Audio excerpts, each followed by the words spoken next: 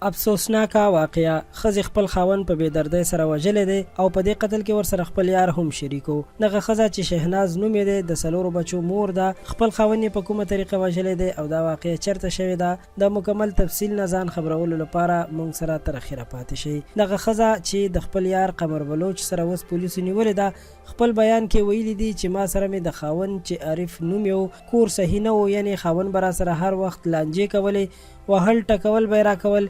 یوه ورځ دا هلک چې قمر بلوچ نوم یې دی د خپل کور په چت راختلی و چې زموږ لیدلو شول. بیا مو یو بل ته د موبایل نمبر ورکو او رابطه شروع شوه.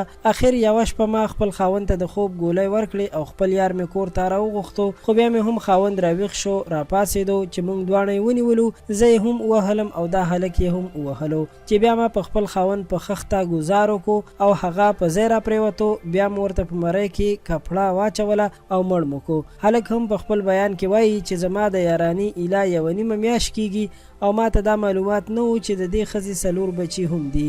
دوی وایي چې ډیر بد شوي دي او موږ له داسې نه کول پکار، خو ډیره دردونکې خبره دا ده چې دا ښځه چې خپل خاوند هم وژلی بیا هم د انټرویو په دوران کې وایي چې زما دې هلک یعنی قمر بلوچ سره د زړه نه مینه ده. ډیره د افسوس خبره ځکه ده چې نن سبا د خلکو په ذهن باندې د شهوت بود دومره ناست دی او سور شوی دی چې د خپل خاوند حقوق هم نه پیژني او سریام همدا چغې وهي چې زما د پلانکې هلک خوښ دی. نو واقعا چې ډیره زیاته د افسوس خبره ده.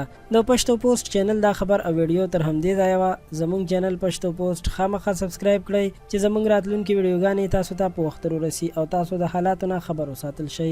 ډیره مننه.